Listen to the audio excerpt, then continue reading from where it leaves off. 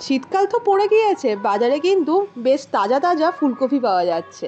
তো সেই তাজা ফুলকপি দিয়েই আজকে আপনাদেরকে একটা দারুণ রেসিপি শেয়ার করব, যেটা শুধুমাত্র ভাত কিংবা রুটি দিয়ে নয়, পরোটা, লুচি, নান, ফ্রাইড রাইস, পোলাও যে কোনো কিছুর সঙ্গে অনায়াসে সার্ভ করতে পারবেন। খেতে কিন্তু ভীষণ সুন্দর হয়, আর তার সঙ্গে সঙ্গে বানানোও বেশ সোজা। ফুলকপির এক নতুনত্ব ইউনিক রেসিপি থাকলো আপনাদের জন্য। অবশ্যই শেষ পর্যন্ত দেখবেন বিভিন্ন ধরনের টিপস এবং ট্রিক্সের জন্য। নমস্কার সকলকে, আমি অর্চিতা। অর্চিমিত রেসিপি মার চ্যানেলে আপনাদের সকলকে স্বাগত জানাই নতুন আরেকটা রেসিপির সাথে। আশা করি সকলেই ভালো আছেন। ঝটপট দেখে নিন আজকের রেসিপিটা। তো ফুলকপির এই রেসিপিটা বানানোর জন্য প্রথমেই একটা ডেকচিতে নিয়ে নিয়েছি অল্প পরিমাণে জল, এবং ফুলকপিগুলোকে এরকমভাবে ছোট ছোট করে কেটে নিয়ে জলের মধ্যে দিয়ে দিলাম। আর সঙ্গে সঙ্গে দিয়ে দেবো অল্প একটু পরিমাণে নুন। হাই ফ্লেমে ফুলকপিগুলোকে মোটামুটি 3 মিনিটের জন্য ভাপিয়ে নিতে হবে। এদিকে ফুলকপিগুলো ভাপানো হোক, অন্যদিকে চলুন আজকের এই তরকারিটা রান্না করার জন্য মশলাটা বানিয়ে নিই। প্রথমে একটা ব্লেন্ডার নিয়ে নিলাম আদা, আর নিয়ে নেবো একটা বড় সাইজের টমেটোর হাফ, এরকম 4 কুচি করে নেবো। দিয়ে দেবো একটা লঙ্কা, লঙ্কাগুলো ঝাল ছিল বলে আমি একটাই দিয়েছি, আপনারা আপনাদের রিকোয়ারমেন্ট অনুযায়ী লঙ্কা অ্যাড করবেন। আর দিয়ে দেবো হাফ চা চামচ পরিমাণে জিরে গুঁড়ো এবং 1 চা চামচ পরিমাণে ধনে গুঁড়ো। এগুলোর একটা স্মুথ পেস্ট বানিয়ে নেবো। অন্যদিকে দেখুন ফুলকপিগুলো কিন্তু খুব সুন্দরভাবে ভাপানো হয়ে গিয়েছে। এবারে একটা ছাঁকনির মধ্যে ফুলকপিগুলোকে ঢেলে নিয়ে জল ঝরিয়ে নিতে হবে। অন্যদিকে গ্যাসে বসিয়ে দিলাম একটা কড়াইয়ের মধ্যে দিয়ে দেবো মোটামুটি 1.5 চা চামচ পরিমাণে সাদা তেল। আর সেখানে বলে রাখি, রান্নাটা কিন্তু সর্ষের তেলে না করে সাদা তেলে করলে বেশি টেস্টি হবে। তেলটা ভালোভাবে গরম হয়ে গেলে তাতে ওই আগে থেকে ভাপিয়ে নেওয়া ফুলকপিগুলো দিয়ে তার মধ্যে হাফ চা চামচ পরিমাণে নুন এবং অল্প একটু পরিমাণে হলুদ দিয়ে ভালোভাবে ফুলকপিগুলোকে ভেজে নিতে হবে মোটামুটি 2 থেকে 2.5 মিনিটের জন্য।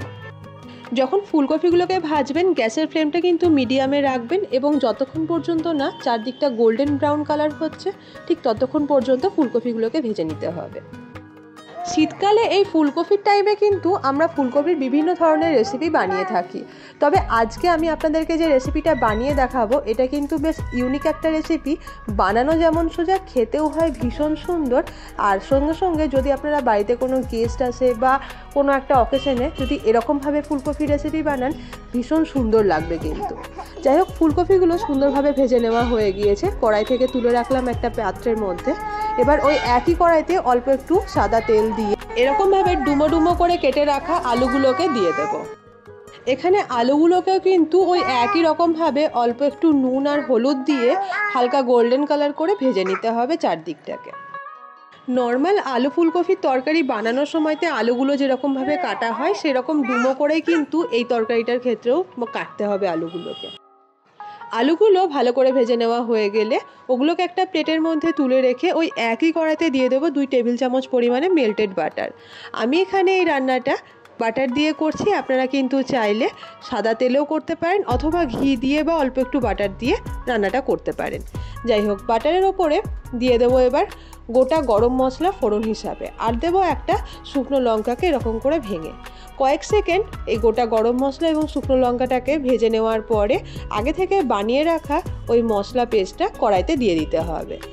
এবার মোটামুটি 2 মিনিটের জন্য গ্যাসের ফ্লেমটাকে মিডিয়ামে রেখে এই মশলাটাকে ভালোভাবে কষে নিতে হবে, এবং যখন দেখবেন কালারটা হালকা চেঞ্জ হয়ে যাচ্ছে মশলাটার এবং কাঁচা গন্ধটা চলে যাচ্ছে, তখন দিয়ে দেবো এখানে স্বাদ অনুসারে নুন এবং চিনি। আচ্ছা, চিনিটা একটু বেশি পরিমাণে দিতে হবে কারণ এই রান্নাটা খেতে একটু মিষ্টি মিষ্টি হয়। এবার মশলাটাকে আরও মোটামুটি 1 মিনিটের জন্য মিডিয়াম টু হাই ফ্লেমে কষিয়ে নিতে হবে, এবং দেখতেই পাচ্ছেন মশলাটা খুব সুন্দরভাবে কষানো হয়ে গিয়েছে। এবার আগে থেকে ভেজে রাখা আলুগুলোকে দিয়ে দেবো, এবং আলুগুলোকে মশলাতে দেওয়ার পরে মোটামুটি 50 সেকেন্ড থেকে 1 মিনিট মতো ভালোভাবে আলু দিয়ে কষিয়ে নিতে হবে মশলাটাকে। এবং তারপরে দিয়ে দেবো আগে থেকে ডুমো ডুমো করে কেটে রাখা ক্যাপসিকাম, পেঁয়াজ এবং টমেটো। এবারে এইগুলোকে কিন্তু মশলা এবং আলুর সাথে আরও 1.5 থেকে 2 মিনিটের জন্য মিডিয়াম ফ্লেমে ভালোভাবে কষিয়ে নিতে হবে।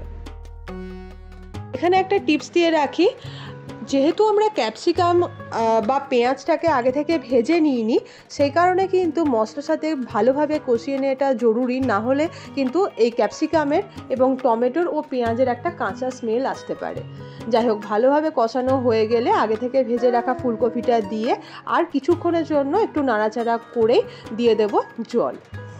এই রেসিপিটাতে আপনারা যেরকম পরিমাণে গ্রেভি চান জল কিন্তু সেরকম অ্যামাউন্টেই অ্যাড করবেন। আমি এখানে মোটামুটি 1.5 কাপ পরিমাণে জল দিয়েছি।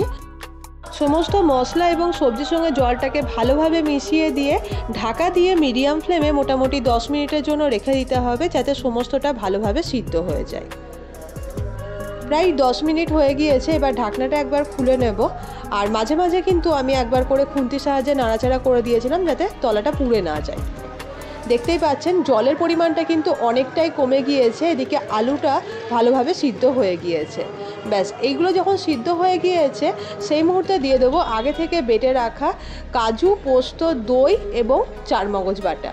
যদি আপনাদের কাছে ক্রিম অ্যাভেলেবেল থাকে তাহলে ক্রিম কিন্তু এখানে অ্যাড করতে পারেন, আমার কাছে ছিল না তাই শুধুমাত্র এগুলোই দিয়েছি। আর অল্প একটু পরিমাণে ওই বাটিটা ধুয়ে জল দিয়ে দিলাম। ব্যাস, এবার এটাকে মোটামুটি আর 1 মিনিটের জন্য ফুটিয়ে নিতে হবে, যাতে কাজুর বা পোস্তর কাঁচা গন্ধটা না থাকে, এবং তাহলে কিন্তু আমাদের এই রেসিপিটা তৈরি হয়ে যাবে।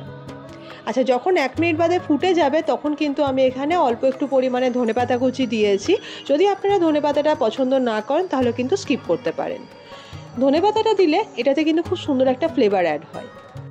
এবারে গ্যাসের ফ্লেমটাকে অফ করে দেব এবং তৈরি হয়ে গিয়েছে আমাদের আজকের এই স্পেশাল রেসিপিটা।